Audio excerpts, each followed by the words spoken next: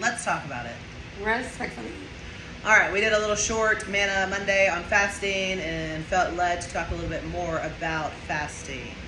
So we're just going to kind of get into it, share our heart a little bit. Hopefully it encourages someone or helps someone in their journey of fasting. So, Jackie. Yes. Why, biblically, do you fast? And I mean that by, like, not to lose weight or, like, to be, That's what you mean. Okay. Fasting is the fastest way to spiritually grow. Fasting, fastest. Get it? Fasting is the fastest way to spiritually grow. The reason why I fast to gain authority.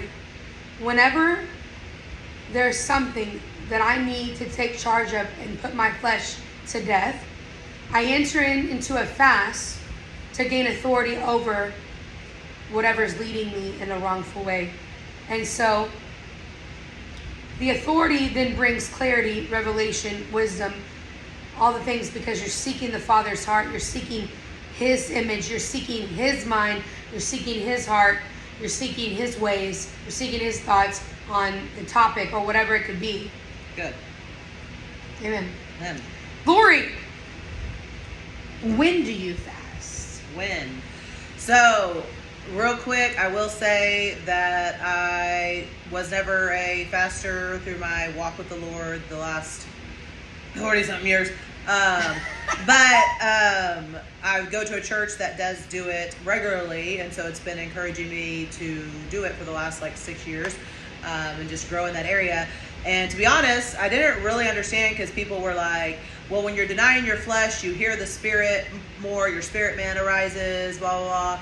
And I'm like, nope, I'm grumpy, I want to eat, all I can think about is food. When I did my first fast, I would go to sleep early because I didn't want to be hungry. I was miserable. I was not feeling the Lord, nothing. So I'm like, y'all are wrong. I don't feel, but that was just immaturity in that area at the time. So when do you fast? I do feel like if you're wanting to hear from the Lord, if you have things that are coming up, if your family is going through something, your friend, you have a decision to make, yes, those are all great reasons to fast and hear the Lord clearly, because you're seeking Him, right? And so fasting just helps in that area. It helps you to, again, grow faster, hear Him clearer, and He tells us to do it. So when do you do it? There's all those opportunities to do it when you're trying to get an answer, when you're interceding for someone else.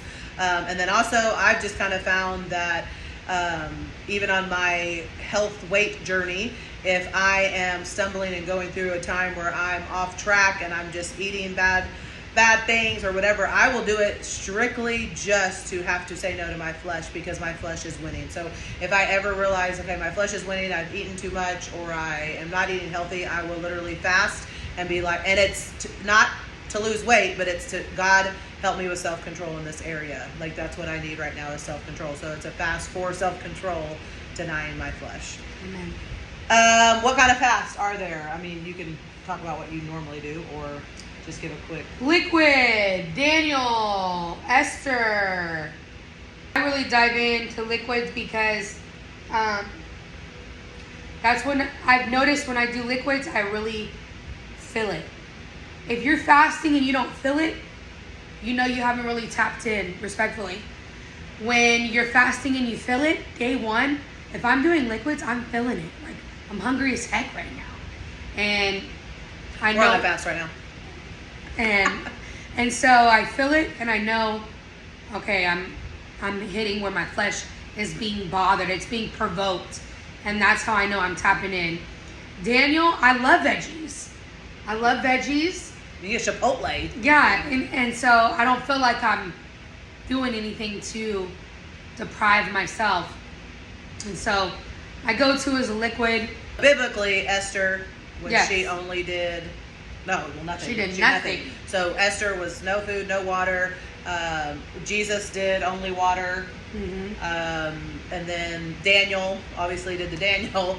And so those are kind of biblically. I think some people do feel I know some people that have said, I'm going to eat just meat or whatever. And so I don't know, to each their own. If that's what you hear from the Lord, no one, who are we to say God didn't tell you that, Right. But those are the biblical ones. And I do feel liquid. I know sometimes when you're eating food, there's some. When I did my 21-day liquid, it was so hard for me because it was just the not chewing, like not chewing. Then my mouth started feeling funky. I'm like, is this like healthy? Like, I don't even know. Like, it was weird to not eat. And so even if I did like the Daniel, and even if the Daniel fast was healthier than the liquids I was doing, there's something about chewing and eating that is satisfying your flesh. And so there's something about liquids that definitely deny your flesh, in my opinion, a little bit more. I agree. To add on to when do you fast, I always used to battle with this. I was like, Lord, I need like this divine cloud moment when to fast. And I felt like the Lord corrected me and was like, if a thought comes up, oh, maybe should I start a fast? Those are invitations, just like you can partner with prophetic words. It's the same thing with partnering with the fast. Even if you didn't get it right and God didn't tell you, you're still doing something that pleases the Lord. You're still doing something that partners with heaven. And so I had to shake off religion like, oh, did I really hear? Am I fasting? Am I supposed to be fasting? Is it going to show up? Any type of invitation that you partner with fasting and you doing it, the Lord is pleased with you. You're wanting more of Him. And so that might be something that somebody struggles with. Like, did I really hear? Do I need to fast? All the things. It's an invitation always. You can always partner with invitation, and the Lord will always be there. You never do anything in vain concerning the Lord. And it will be in some momentum for your life. And so I just want to encourage anybody that. And on that, which was kind of the last question that we were going to ask, but the practicals kind of fasting, or like, along with what you said, if you're, one of the biggest things for me was like, if you're not increasing your prayer time, it kind of defeats the purpose. Like, yes, you're denying your flesh, and yes, you'll train your flesh some, but the whole point is to get closer to the Lord, and the only way you're going to do that is by talking to Him, reading your word more, whatever. And so prayer has to be a big part of when you fast. So you're basically, the way I have heard and look at it, is like you're denying the food, you're setting the food aside, and you're up in your prayer, right? Mm-hmm. So when you would be eating, you're praying instead. And so when I first started fasting, I would literally set a timer.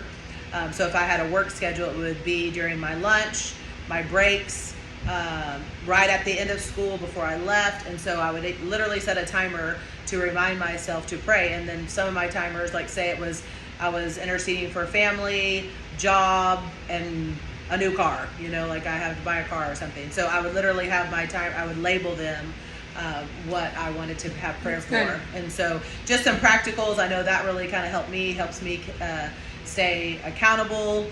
And then just know that you're going to be hungry.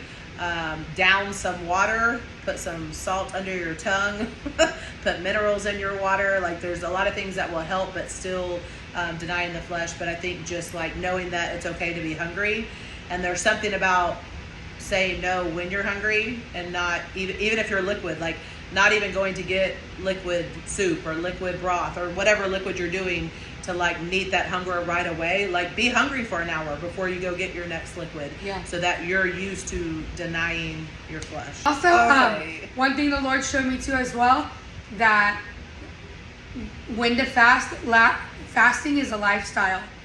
As you continue to grow with the Lord, like, this is not ever going to stop. Especially when you're diving deep into the Lord and you want more of Him, and you're really bringing Him in everything in your life. Fasting will become a part of your life in a way that you'll include it, not just the beginning of the year, January 1st, and not just for all the other moments. It's going to be, it's going to be a monthly thing. It's going to be a weekly thing. It's going to be a thing. Okay, let's fast. Sometimes you don't even have nothing to fast. You're thinking like, do I need to fast for it? No. I just need to fast, because fasting brings you closer to the Lord, and you want to grow more and more and more and more closer to the Lord for the rest of your life.